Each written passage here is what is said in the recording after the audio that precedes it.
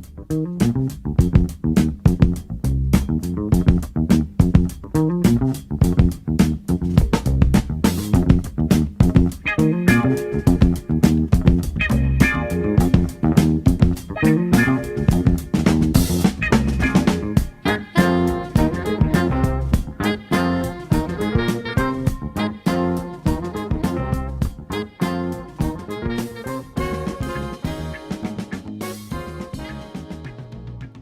is Mike Jahoda? All right, so I'm obviously the new guy in this building, although I've been here over a year now, but which time flies. Um, I'm a very nice, caring, dedicated, and I don't want to say hard worker, but like perseverance is very important. I've learned through life that you have to kind of keep going, keep fighting for what you want. So I'm the kind of person who's like secretly feisty, um, but caring, and I'm not one to ever bash anybody. I'm very supportive. So yeah, I'm a fun-loving guy. Sometimes I don't smile a lot. I kind of walk around with like this like calm demeanor, but like not really showing. But I'm very happy, fun-loving guy, caring, want the best for people, and I'm a fighter for what I want. Yeah. Do you know what the last name Jahoda means? Yeah. It means, should I tell you? I researched it. It means strawberry. That's in right. Czech. And it's actually pronounced Jahoda in Czech. But, you know, when the old great grandparents came over, I guess they got it Americanized to Jahoda, which how it looks, Jahoda. But yeah, oh no, absolutely. Strawberry, yeah. That's awesome. I actually got you a mixed berry yogurt. Did you? That's your consolation prize today. Excellent. Okay. So where are you from originally? I was born in Fresh Meadows, Queens, New York. I lived there till I was 8.5.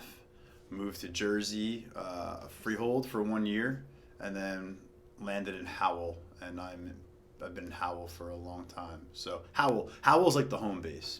But I'm a New Yorker, and I have every right to like the Mets because I'm from Queens, right? So, but yeah, Howell all the way. And what role did creativity play in your life growing up and in high school? So that's the thing. I was never a very passionate student as far as like grades and schoolwork, but I liked creating. I was a skater kid. I liked playing sports, but I always found myself loving music, and always wanted to play music and all that kind of stuff. So I was a hip hop DJ to start things off in my musical creative world, and then from there I picked up a guitar and been playing in bands ever since. So yeah, it's everywhere. I mean, I got to be creative. Like I can't sit still and like just do nothing. How about today?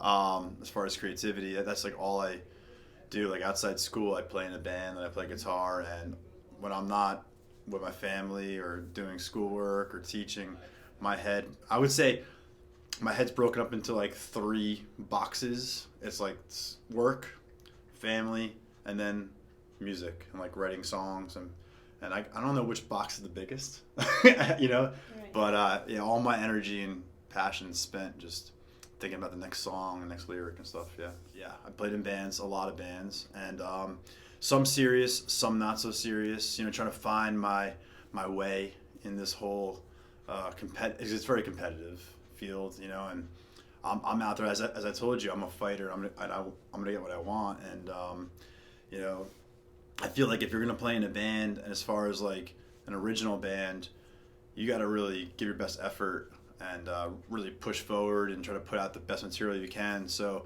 I'm not doing it for nothing. I'm doing it, you know, because I want to write music and have people hear it. We just signed a publishing deal, so yeah, that's pretty fun.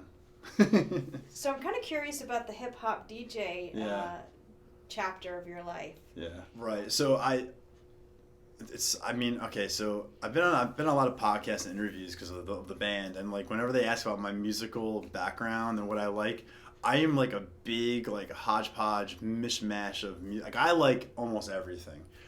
Just like past few years, I got into country music, like the pop country. But going back to your question, I like old school rap. Like the newer rap today, I gotta admit, I don't listen to a lot of it, but like the old school rap, like Dr. Dre, Tupac, Snoop Dogg, um, all that, like Biggie, like that stuff was really like pumping in my room, in my car, and that inspired me to want to be a DJ. But there's a thing called like you scratch when you like records and stuff. Like I was really into that kind of stuff. So like my friend and I, like all we would do for like a couple of years, we would just sit in our rooms and like scratch records and stuff, and it was fun. And then when I went to college, I became our fraternity DJ, and actually that helped me out also become a wedding DJ for a little while. But yeah, I still listen to it. Like actually, on the way to shows, when I play shows, all I listen to is hip hop on the way. It kind of calms me down, and it's like a nice, I don't know, it like puts you in a groove. So yes, like I still bump and listen to that. So where did you go to college? So I mentioned earlier that I was not like the best student. Like grades and stuff were important, so I had to go. I want to say I had to go to Brookdale. I'm not bringing Brookdale down. I love Brookdale. I went to Brookdale, had to restart because I couldn't get into college. I got into nothing. Went there for 2 years. I transferred to Rutgers for a semester, and I learned a very big lesson. Make sure the college you're going to go to has your major, because if they don't, you waste money for a semester. So I wanted to be and work in TV and film industry. And they had Mason Gross, but that was a whole, like a separate college within Rutgers. So they didn't have a communications program at Rutgers, so I had to transfer out and go to Rowan. So I went to Rowan and majored in television and film. I got my degree there. I worked shortly after that for like 6 months in New York City on like Dog Bounty Hunter, like that kind of stuff. Not like on it, but they did that stuff there at that company. And then I realized quickly, like, I hate commuting in the city. So I went back to college to be a teacher because my friend was going back to be a teacher, and I always liked history and all that, and went back for education and social studies, and I became a social studies teacher. So you started, where did you start teaching first? I started at Neptune Middle School, and I was there for 14 and a half years. Oh, really? Yeah, and I taught history, social studies history there for 8, and then in my 9th year I switched over to technology and videography because I had the video degree. And in my old school, I was doing all our videos for our school, like promo videos, commercials, and the principal, a new principal came in, and they thought, why don't we have a new elective, like video making, and since you're good at it, teach it. I was like, okay, sounds good. And that's how I got into the technology video field of where I'm at now. So yeah. So that's interesting because I would have assumed, just by the nature of you being a new teacher, that even if you came from another school, you may have had maybe 2 or 3 years experience there and then came here. Right. So that's interesting. That's good to learn. Yeah. Yeah. I've been around a while. Yeah. So what do you teach here? I teach technology innovations, which is a really fun class because when I came into this school, I was a little nervous because I had taught technology in my other school, but I know Miss Gasser, she had big shoes to fill. She's really, like, she knows her stuff. And, like learning, like just going from one school to another, like just learning the whole entire vibe of everything and the curriculum. But what I like about technology innovations is the curriculum is very open-ended. As long as the kids are learning something that is, on a platform like Google, or they're using like real world stuff like Canva, or learning how to edit videos. Like that's all in the realm of being innovative with technology, and especially in today's time, like podcasts. And I have a lot of friends that work out in the industry. A lot of their meetings now are all like videos put together. Like people are not just meeting anymore and talking, like they're putting together videos and commercials and stuff, and like all this stuff that we're doing that I have backgrounds in and that we're doing in the classroom really are useful in the real world. So to answer your question, yeah, technology innovations, anything that can be used in the real world, that's the approach. Yeah, so I had been in Neptune for a while, and I needed like a new fire, a new spark. You're in one place for a long time, and sometimes, you kind of fall in a rut. And, I just would say, like, Neptune was a great place to work. It was a great place to work. And things changed, and I needed a new place, so a new spark. So I saw a posting for a temporary social studies position. I didn't want that, but I just wanted to go on a practice interview and like get my name out there. And I like, not to toot my own horn, but in Neptune, like I did a lot. Like I was the drama club advisor. I directed plays. I won teacher of the year. I had all this stuff. So I knew I had a nice resume. So I was like, listen, I want to go see what happens, test the waters. And Chris saw I had a pretty good background, and was like, listen, I know you don't want this temporary social studies job, but there may be an opening coming up for a tech job. Why don't we give you a call back like in a month or so or something like that? And I was like, okay, sounds good. And then sure enough, I got a phone call for the interview for the tech job. I came in, it's the same kind of thing. I showed what I did, what I had, and yeah, it was pretty like weird. It's very like, just happened very quickly. Where I feel like I was just kind of like fishing and got lucky real quick, So the plans to leave Neptune were not like totally there, but I needed to start like looking, and it happened. Yeah. Well, Mr. Amato was saying how impressed he was when he met you, and his thought was, I think exact words were, we got to get this guy. That's awesome. That's so nice to hear. Yeah. I mean, I was looking for a place that had like a more like a culture that wasn't fading, and a community that was like thriving. And from the interview when he spoke about like how we have all these clubs here, and the kids get involved, and now being here, like I see like the kids are really enthusiastic and they do hard work. It's nice. It's a nice change, it really is. How has fatherhood changed your life? It's just taken over my life. I mean, that's kind of how it's changed my life. I have not one moment to myself. I mean, from the minute I wake up, I hear a knock on the bathroom or something like daddy, like I want milk, and then I leave for work, and then I come home. And then, anyone who's a parent knows the routine. And then, like, you finally sit down, you get the kids to bed, and then you sit down, you have, like, 45 minutes yourself, and you fall asleep on the couch. And, like, that's kind of parenthood right there in a nutshell. I mean, and with managing, like, playing music and work, we all have our passions and stuff. You got to make time for yourself. And luckily, like, my wife's very supportive. But, yeah, anyone who's a parent, you got to be ready for that, because that's it. Like, you're locked in. Yeah. And you're a girl dad. Yeah, I have two girls. Yep, I have a 5-year-old, just turned 5, and then a 1-year-old, just turned 1. And they're both like balls of energy. I mean, like I wanted a son because I wanted them to be like sporty and athletic and whatever. But I have 2 girls that are just the same anyway. And I'm very grateful because like I love those girls. They're so cute. So yeah.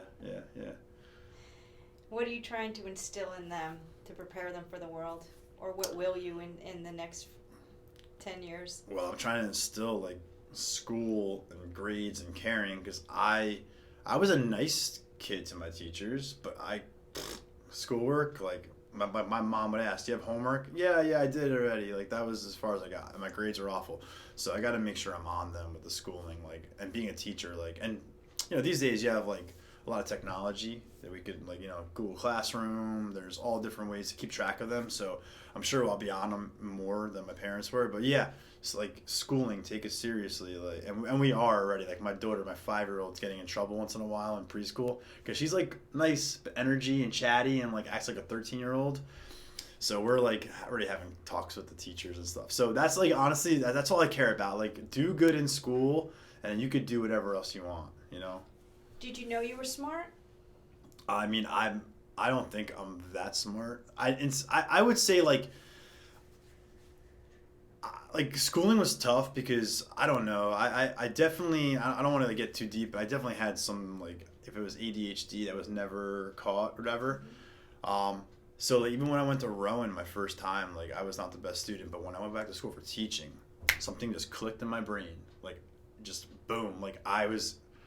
Like, things were sticking, And that's the first time I felt like, all right, maybe I'm not dumb, maybe I'm not smart, but, like, I could do this. And so to answer, I don't think I'm smart. I think what with me is, like, I'm the kind of person, like, may not get it the first few times, but once I get something, I become very good at it, I think, like, without sounding like I'm tooting my own horn kind of thing. But, yeah, like, it takes me a while.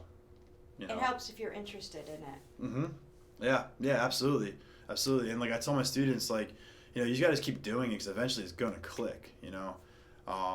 Like persistence. Back to what I was saying. Like I've learned that like you gotta keep doing it, going after what you want, and it works. And again, like with schooling, like persistent. I went back to school. I finally got a career that I enjoy. Yeah. So. Yeah. We're going to end with what your favorite quote or motto. It could be from a movie, it could be from music. All right. So it used to be like from Shawshank Redemption because like the yearbook quote was like, it comes down to a simple choice really, either get busy living or get busy dying, which is a fantastic one. Like, live your life, like use every minute you got because you're not going to be around forever. So chase those dreams, follow the path and the journey. Don't give up. And then my other one was from Back to the Future, which was the future depends on it, because it does. Like a lot of things in our life. Like I have a family and everything. Everything you do like is for your future and the seeds you plant, right? Like things are gonna happen. And so yeah, like those two quotes, just live your best life and make every day count, all that kind of stuff with those quotes. Yeah, because I mean I'm a believer in it. That's all I got.